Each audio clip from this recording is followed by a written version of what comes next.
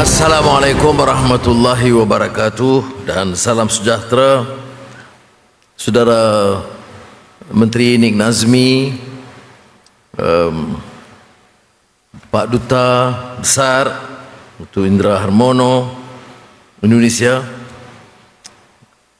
Excellency Maria Angela Abrara Ponce from the Philippines, Tan Si Wong, rakan-rakan dari Star Media Group dan rakan-rakan dari Indonesia Filipina khususnya, izinkan saya menyatakan penghargaan setingginya kepada pihak penganjur termasuk Sam Dabi tadi kerana komitmen mereka untuk memastikan cita-cita kita hidup lestari dalam suasana yang lebih segar dan aman dapat kita capai.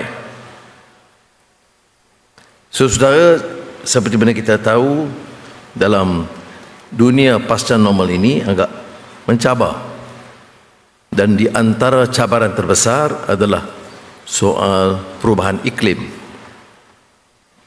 dan wacana yang ketir di antara negara-negara berkembang dengan negara maju untuk mencari satu jalan tengah akhirnya dicapai melalui kerangka ESG dan juga dalam liputan seusai COP28 di Dubai baru-baru ini.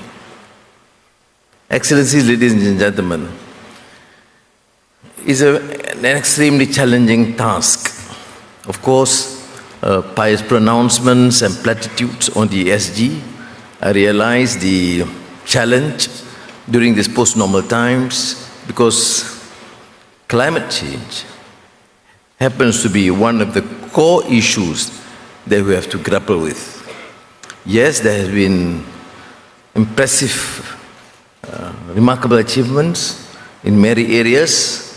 There's still this rancorous discourse between the challenge faced by the emerging economies and the industrialized world, and the dialogue and resolution which at times some of us feel rather blatantly biased in favor of the more industrialized countries.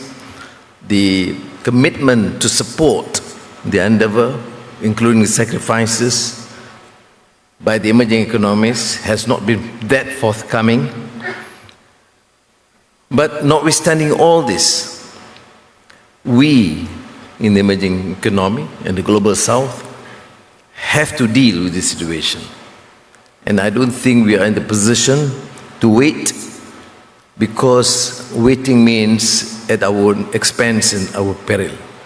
So though we continue to give support and take bold measures within our country, and now with this collaboration between Malaysia, Indonesia and the Philippines, to me is quite a remarkable achievement, including the media collaboration, means that we will not use this seemingly unsurmountable differences between the global south and the richer countries. It should not deter us from coming forth with bold measures to save our planet and our region and also our countries. So, as we gather today, of course, we are painfully aware of the challenges facing our environment.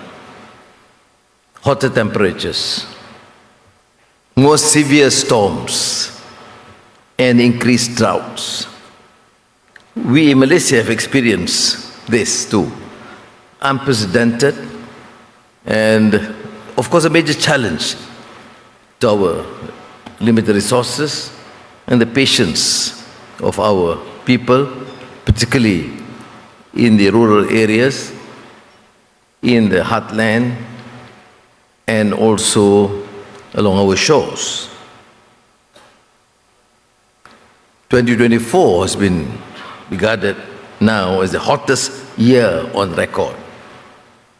So make no mistake, ladies and gentlemen, they are no longer theoretical risks, but the lived realities of many around the world. In response, governments around the world have agreed to cut their emissions. This has been accompanied by various measures to foster green innovation, catalyze sustainable economies, and chart courses towards renewable energy transitions. In Malaysia, we have taken a progressive stance towards decarbonization, and Minister Nik Nazmi has been quite determined and tough in his recommendations, not necessarily too popular, but is absolutely necessary. In fact, the concept of Madani, the country's ethos of development, places sustainability as one of its 7 core tenets. And in this regard, the government is committed to embedding ESG principles into the fabric of governance, ensuring a sustainable and prosperous future for generations to come. We have implemented multifaceted policies aimed at reducing carbon emissions, promoting social equity, creating new growth opportunities in green economy, and ensuring, importantly, transparent governance. To this effect, substantial funds have been allocated for renewable energy, sustainable agriculture, green transportation, signaling our commitment to reducing the country's carbon footprint and promoting sustainable practices. Of course, the Star said this is not enough, and Minister Nik Nazmi is echoing that sentiment also. But as Minister of Finance, I have to grapple with the limited resources that we have. I'm defending my position in front of the Minister. We must recognize that achieving net zero requires a collaborative effort involving all. And I think this has been amplified by the earlier speech. The government, the private sector, the civil society, and the general public. This is where I believe the formation of the Asia ESG Positive Impact Consortium, it is timely, where it can leverage the prowess of 3 media giants to facilitate collaborative action between stakeholders, business, and the public. I take this opportunity to commend the Indonesian and the Filipino inquiry too, who has been quite supportive, not only in the issue of climate challenge, but also Anwar during his doldrums in difficult pieces. I don't get that treatment in the country. I get better treatment in Indonesia and the Philippines. So, thank you. Terima kasih. Maraming salamat. Here we ought to remember that embracing ESG practices transcends mere regulatory compliance. It necessitates a shift in mindset to embrace the principles of environmental stewardship, social responsibility, and governance excellence. Therefore, I urge stakeholders, businesses, civil society, and individuals to actively participate in achieving a sustainable and secure future for our next generation. Together, we can, inshallah, create a powerful synergy that drives meaningful change. Let us embark on this journey with a shared sense of purpose and optimism.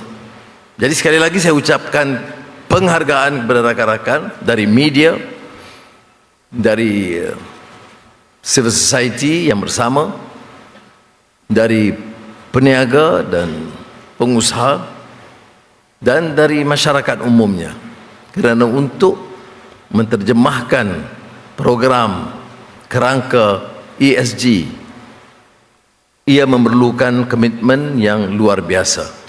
Kita bicara dalam kekangan, kita bicara dalam menghadapi satu permasalahan yang sangat rumit, soal menghadapi masalah kemiskinan dan pengangguran dan kesenjangan jurang antara yang maha kaya dengan yang miskin, dan semua ini harus diselesaikan tanpa mengorbankan kepentingan iklim dan persekitaran yang sehat. Sekali lagi saya ucap terima kasih. Maraming salamat po.